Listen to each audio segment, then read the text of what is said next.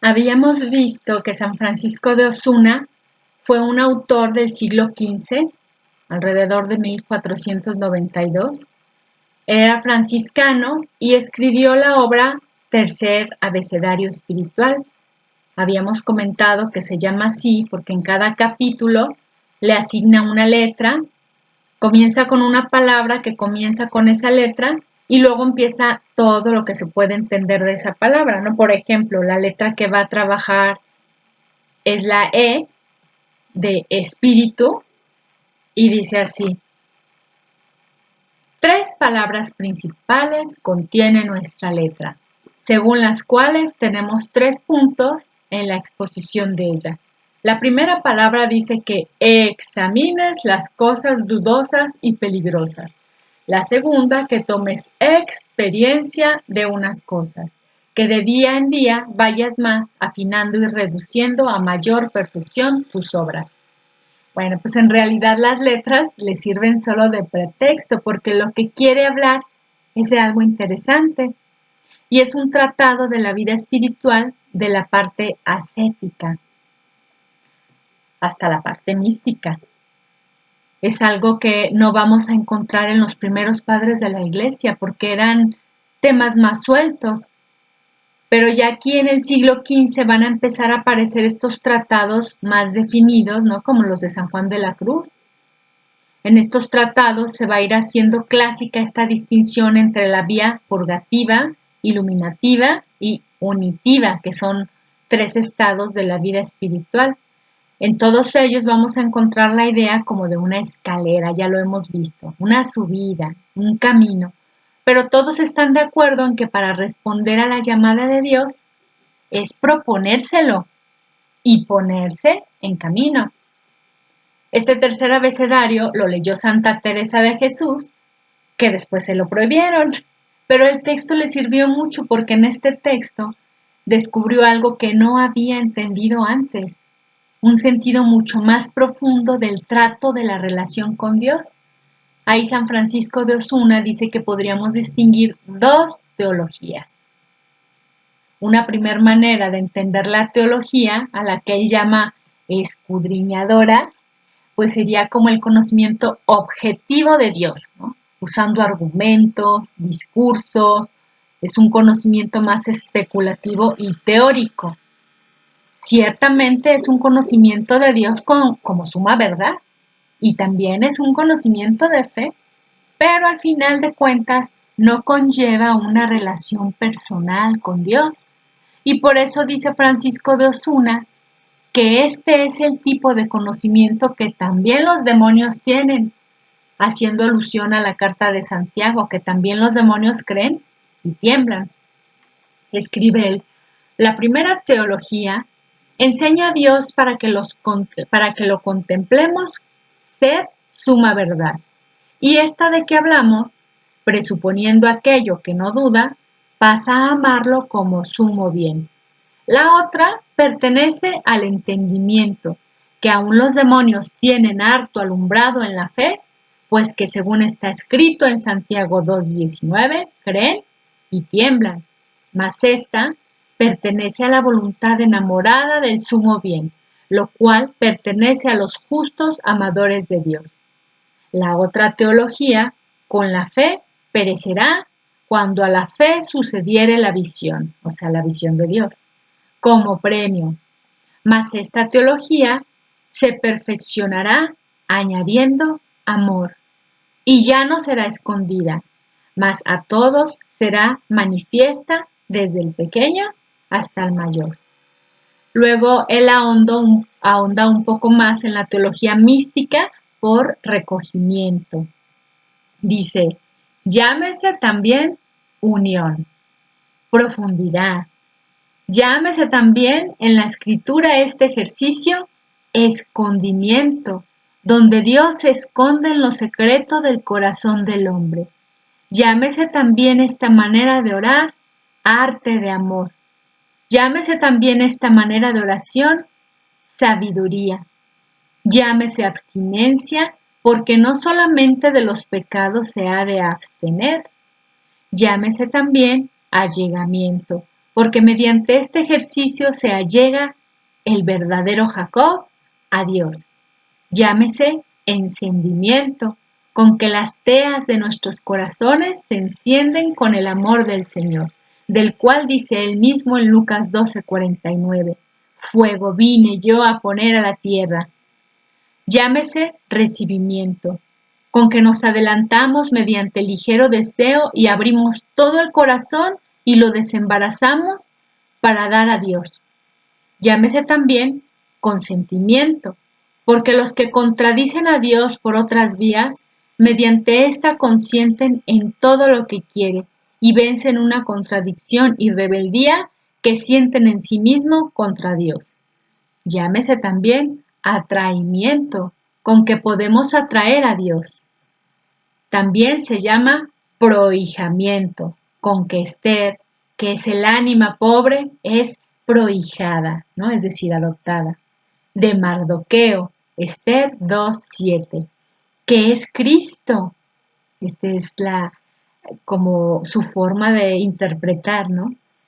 Mardoqueo para él es Cristo, el cual en todo está sujeta y obedece, donde el que es adoptado en hijo, luego comienza a gozar de los bienes del Padre, lo cual conviene a los que siguen este ejercicio con el cual comienzan a gozar de Dios. Llámese también advenimiento del Señor al ánima, porque mediante él visita el Señor a los suyos que con suspiros lo llaman. Llámese ascensión espiritual con Cristo. Bueno, y así está largo, va mencionando todos los nombres, porque lo que le interesa mostrar es que la pura teología especulativa, el puro conocimiento de Dios, esta teología escolástica y de letrados, que para alcanzarla hace falta continuo ejercicio y estudio, pero no es la que transforma el alma, no es el verdadero y profundo conocimiento de Dios. Esta distinción es lo que fue para Santa Teresa el punto de quiebre, le cambió la vida. Ella lo menciona. Entendió que si quería verdaderamente conocer a Dios, habría de meterse por este otro camino que luego ella va a llamar recogimiento. No la va a llamar teología mística, sino caminos de oración o recogimiento. Francisco de Osuna utiliza esta expresión para hablar de esta manera de conocer a Dios. Dice, así que, según dice un doctor y según la razón enseña, cosa clara es que se engañan los que quieren leer siempre, o rezar vocalmente, o buscar con entero estudio palabras de devoción de la boca de los que las dicen. Si piensan que por aquello solo han de salir con este santo ejercicio que no consiste sino en aficiones y movimientos interiores del corazón. Pues tanto trabajo y años de estudio para llegar a ser un teólogo erudito, eso no basta. Porque si les quitas la letra, pierden la devoción. Hace falta tener esta otra teología, incomparablemente mejor. Es más deseable esta teología escondida que la especulativa. Y para escribirlo utiliza una metáfora donde se toma una vasija a la que le pones un licor perfumado y si la pones al fuego empieza a hervir y se le evapora todo el licor, pero queda el perfume, el aroma. Y así uno puede decir que cuando se ha llenado la vasija del amor de Dios, es entonces cuando ha existido un verdadero recogimiento. Entonces en el alma toda la caridad, aunque pareciera que se ha evaporado, aunque da la impresión de que no queda nada, queda el recogimiento. Francisco de Osuna hacía énfasis en que el hombre que se encamina en el seguimiento de Cristo, pues vaya verdaderamente recogiendo, llenando su alma del amor divino. Dice que van muchos, en cambio, queriendo avanzar en la vida espiritual, pero no recogen, todo se les desparrama. Es a estos a los que se refiere el sabio, dice, dejando este mal, según el sabio dice en Eclesiástico 6:1, muy frecuente acerca de los hombres, hallamos que entre los justos, unos son aficionados a frecuentar el sufrir trabajos y fatigas de penitencia sobremanera, como dice San Pablo en 2 Corintios 2, del 1 al 4. Otros se aficionan, según Eclesiástico 14:12, a meditar muy a menudo las penas del infierno, que espiritualmente afligen mucho la carne. Otros frecuentan el servicio de los pobres en obras de misericordia. Lucas 10:40.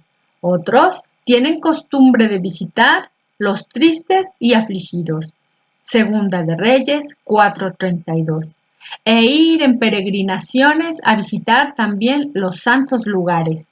Otros frecuentan los ayunos. Mateo 9:14. Puesto caso que estas frecuentaciones y otras de su manera sean muy buenas, pero a los que quieren más aprovechar e imitar mayores cosas, dice nuestra letra que frecuenten y acostumbren el recogimiento, para que así puedan imitar y seguir al Señor, cuya costumbre era irse a los desiertos, donde apartado y recogido pudiese más secreta y espiritualmente orar en escondido a su Padre Celestial y nuestro. Bueno, aparte de este sentido de recoger como de llenar, también Francisco de Osuna la utiliza en el sentido de retirarse, porque donde se recoge es en el retiro.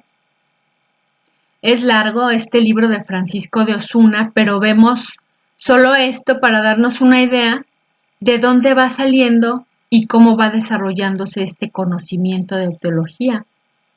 Ya un poco posterior a San Juan de la Cruz, pues sería Santa Teresa de Jesús.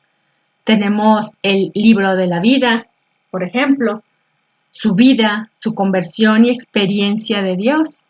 Su libro es biográfico, con un castellano antiguo, aunque ya traen también algunos una traducción.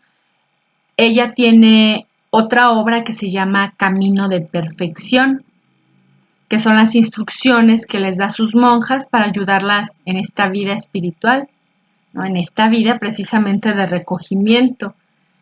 Es un tratado para las monjas y podemos decir que es una primera parte como más ascética, ¿no? Con ejercicios de disciplina y una introducción a la mística que luego va a ella a proseguir en otra obra que se llama El Castillo Interior. En este castillo interior, Santa Teresa se mete de lleno a explicar la vida mística, ¿no? La vida unitiva, y compara pues esta cercanía con Dios con una serie de moradas, como quien va entrando cada vez más a las moradas o habitaciones más internas de donde habita Dios.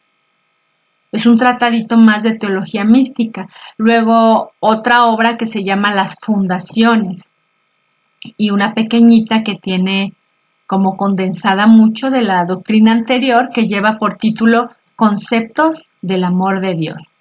Este es un pequeño comentario del Cantar de los Cantares, pero dirigido pues obviamente a sus monjas. Es breve, a ellas les da advertencias más importantes para que encuentren la verdadera unión con Dios a la que llama paz. Dice Santa Teresa que hay maneras de falsa paz y trata de algunas maneras pues de falsa paz que ofrece el mundo, la carne y el demonio al alma. Declara la santidad del estado religioso que conduce a la paz verdadera y que es deseada por la esposa en los cantares. Escribe: Dios os libre de muchas maneras de paz que tienen los mundanos. Nunca Dios nos la deje probar, que es para guerra perpetua. Cuando uno de los del mundo anda muy quieto, andando metido en grandes pecados y tan sosegado en sus vicios, que el nada le remuerde la conciencia, esta paz ya habéis leído que es señal de que el demonio y él están amigos. Pues sí, ¿no? Tanta paz falsa hoy en día. Se cometen tantos pecados mortales sin remordimiento y no por sí mismos, sino porque han desfigurado su inteligencia con ideas del mundo. Han reconciliado sus ideas con las ideas del mundo a tal grado que se cree que es bueno lo que hacen, ¿no? Como robos, actos de homosexualidad, adulterio, etc. Dice, cuando la religiosa comienza a relajarse en unas cosas que en sí parecen poco, y perseverando en ellas mucho y no les remordiendo la conciencia, es mala paz, y de aquí puede el demonio traerla a mil males. Luego ella utiliza una comparación, así como enfermarse poquito, pues no es perder totalmente la salud. Sin embargo, pues ya es mala cosa. Así también este pequeño quebrantamiento, aunque en sí mismo no es pecado mortal, ya debilita al alma. No hay que hacerse las paces, como dice en el libro de la vida, los pecados veniales. Luego en otro punto dice, así que hijas, por muchos caminos lleva el Señor, mas siempre os temed, como he dicho, cuando no os doliere algo de que falta que hicieres, que de pecado, aunque sea venial, ya se entiende, os ha de llegar al alma, como gloria a Dios creo y veo, lo sentís ahora. Bueno, esto es que de ninguna manera se debe tener paces con los pecados, aunque sean chiquitos.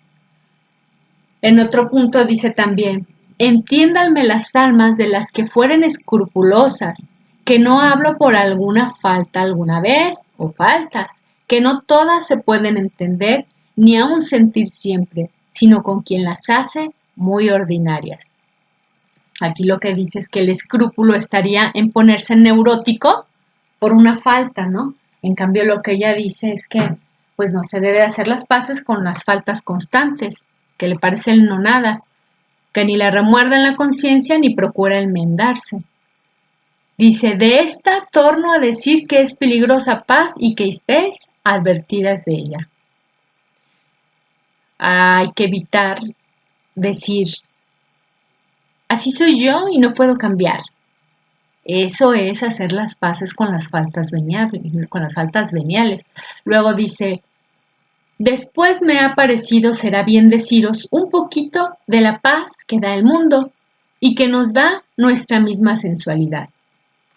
Bueno, pues ya sabemos que hay muchas maneras en las que el mundo da estas paces, ¿no? Con las riquezas y por eso, pues, las invita a ellas a la pobreza.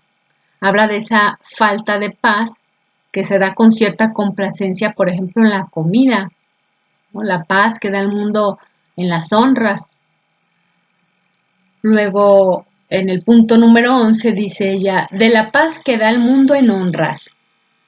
No tengo para qué os decir nada, que pobres nunca son muy honrados. Hay que tener cuidado de no poner esa falsa paz en las alabanzas. Es lo más ordinario decir que sois unas santas, que no tienen pecado, con palabras tan encarecidas que parece las enseña el demonio. Y así debe ser a veces, porque si lo dijesen en ausencia, pasaría más en presencia. ¿Qué fruto puede traer sino daño, si no andáis con mucho aviso?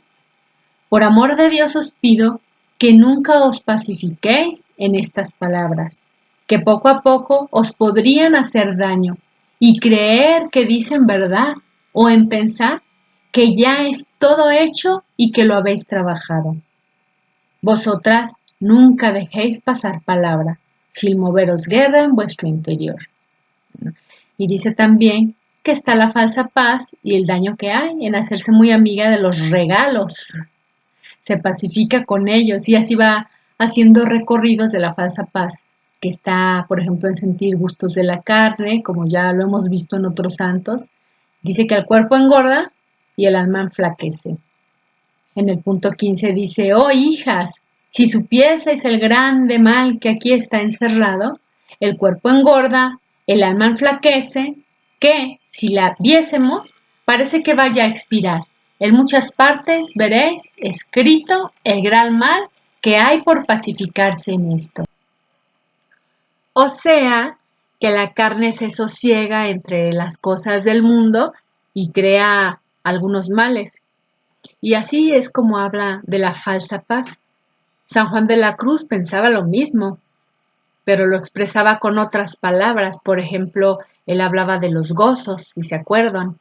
Luego Santo Tomás de Aquino hablaba de que si la bienaventuranza estaba en los placeres. Y bueno, todos van traduciendo el mismo mensaje del espíritu, pero con diferente lenguaje. Por otra parte, pues hay otro texto que es conocido, aunque el autor es casi desconocido, es Lorenzo Scupoli. Él es un italiano, autor del siglo XVI, nació tal vez como en 1530. Él se incorpora a la Orden de los Clérigos Regulares, que fue fundada por Cayetano de Thiene. Fue un francés y por su apellido son llamados teatinos. Pues Lorenzo tiene su noviciado, estudia teología y todos sus estudios eclesiásticos y entra ya en grande. Luego lo ordenan sacerdote, ya mayor que los demás, alrededor de los 30 años. Pasa un tiempo en Milán y es elegido director de una de estas comunidades. Y ahí conoce a San Carlos Borromeo. Entonces ayuda a la reforma de los clérigos y de la iglesia. Luego en 1585, ya cuando tiene 50 años más o menos, lo acusan, aunque nunca se sabe de qué. Incluso le hacen un proceso por un supuesto delito y lo meten a la cárcel.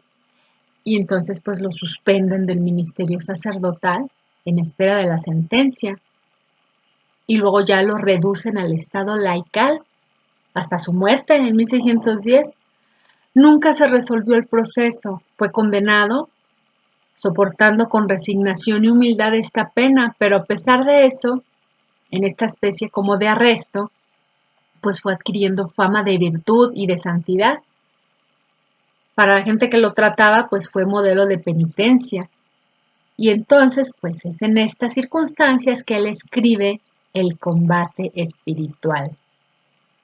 Es de 4 capítulos, al que por cierto le va a agregar pues un pequeño tratado de oración. Y cuando se publica, le ponen escrito por un siervo de Dios. Obviamente el autor pues no pensaba publicarlo, sino que era su propia experiencia para quien quisiera escuchar. Este libro sale a la luz estando todavía vivo y todo mundo lo valora. Entonces Scupoli le agrega otros capítulos y luego lo vuelve a publicar, siempre anónimo, nunca pone su nombre. Pero él salta a la fama cuando Francisco de Sales, obispo de Ginebra, lo lee y dice que es un libro de cabecera. De hecho, él dice que también es su libro de cabecera.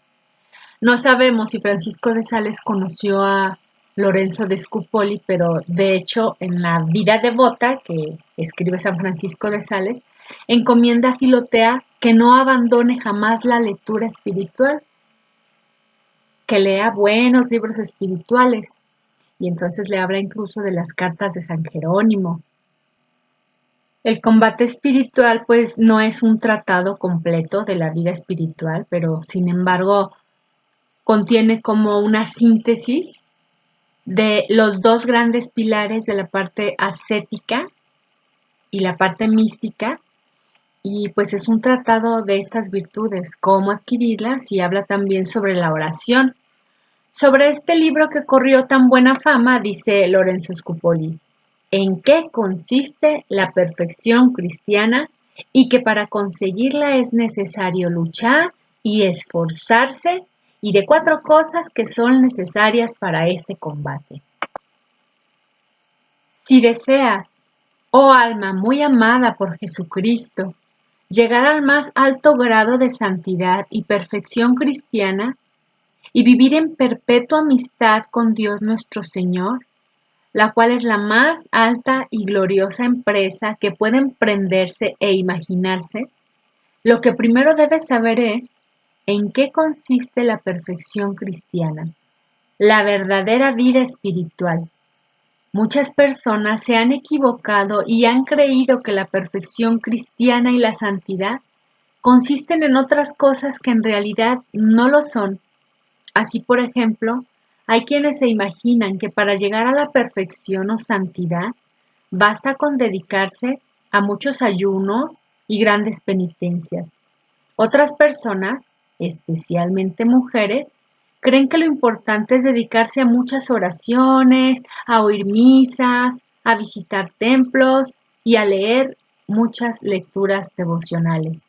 No hay duda de que todos estos pues, son medios poderosos para adquirir la verdadera perfección y gran santidad, si se emplean con prudencia. Estas entonces ayudarán mucho a adquirir fortaleza contra las propias pasiones y la fragilidad de nuestra naturaleza. Sirven para defenderse de los asaltos y tentaciones de los enemigos de nuestra salvación. Además, son muy eficaces para obtener la misericordia divina, los auxilios celestiales que necesitamos para progresar en la virtud. Son útiles y necesarios, y más para los principiantes. Pero él dice que son útiles para los principiantes, pero advierte, igual que San Juan de la Cruz, que hay que practicarlos con prudencia. Luego después advierte un poco de los errores que se pueden cometer, pero no consiste en otra cosa la vida espiritual que en el conocimiento de la bondad y la grandeza de Dios, en amarlo a Él y unirnos a Él. Luego en los siguientes capítulos resume lo que son los pilares de la perfección de la vida espiritual, la confianza en Dios y la desconfianza en uno mismo. Escribe, el principal remedio.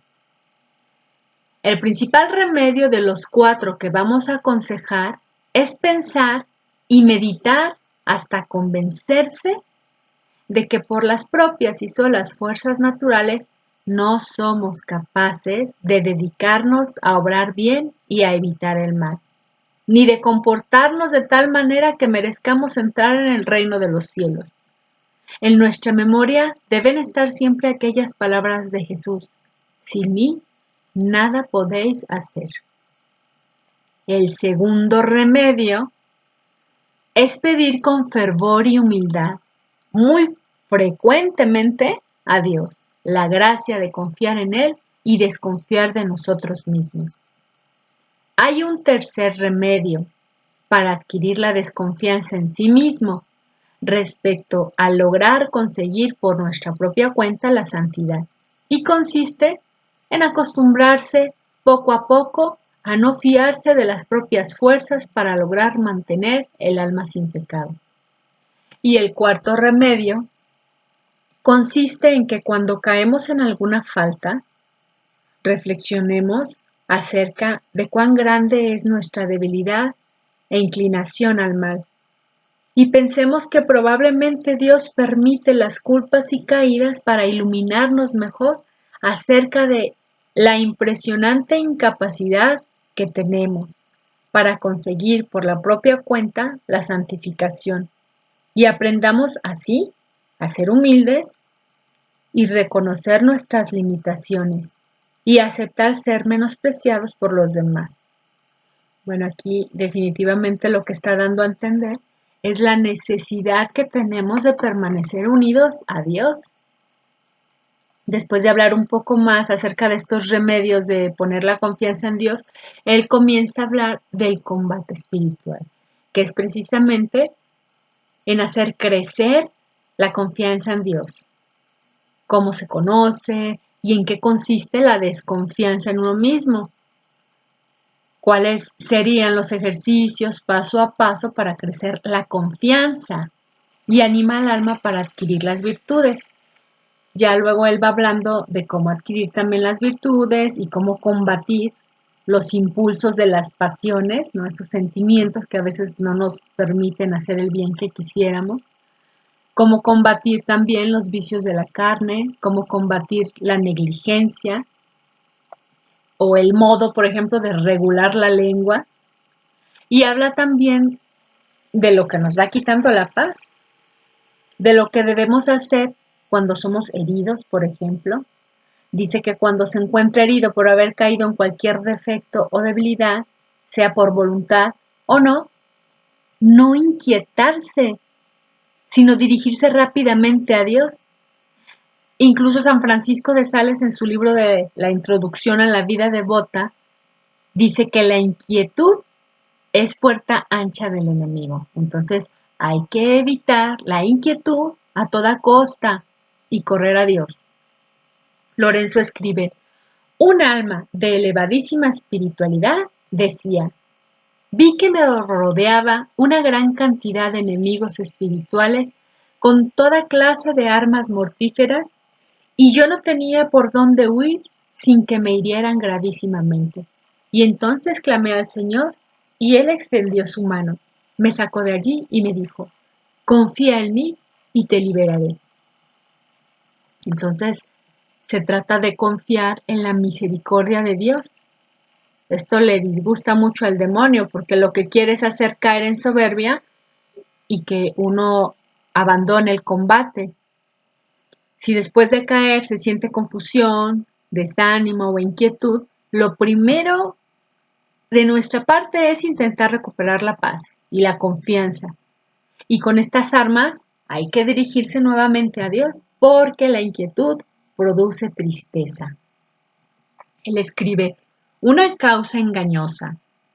En esto es importante que piensen y consideren algunas personas espirituales que cuando caen en alguna falta, se afligen y se desaniman con exceso.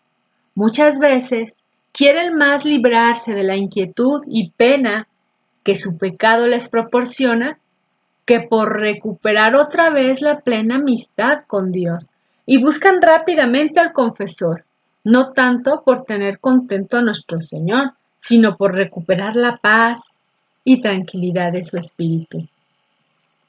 Pues si la tristeza produce pecado, hace ofensa a Dios y causa daños en nosotros mismos y en los que nos rodean. De manera similar, Lorenzo va diciendo que cuando se deja llevar más por la tristeza, es claro síntoma de que se ama más la perfección que a Jesús.